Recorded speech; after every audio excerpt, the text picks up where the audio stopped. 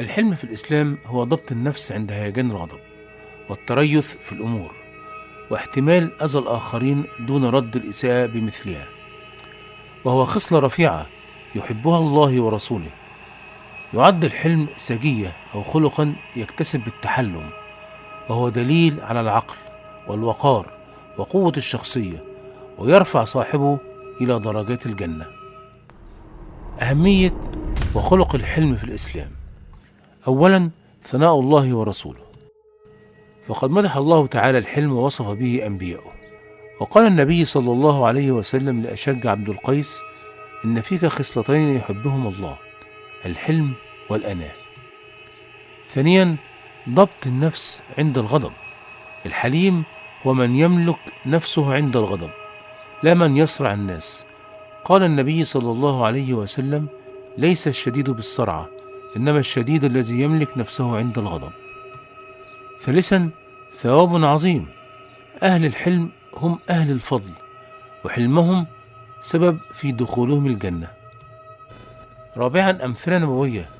تجلى حلم النبي صلى الله عليه وسلم في أعلى صوره عند دعوته لأهل الطائف وتحمله لأذى المشركين. أما فوائد الحلم فهي: أولا، كسب محبة الله ورضا الناس.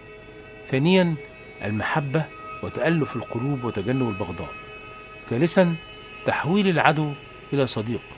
رابعا، إيقاع الهيبة في قلوب الجاهلين. السؤال الآن: كيفية اكتساب الحلم؟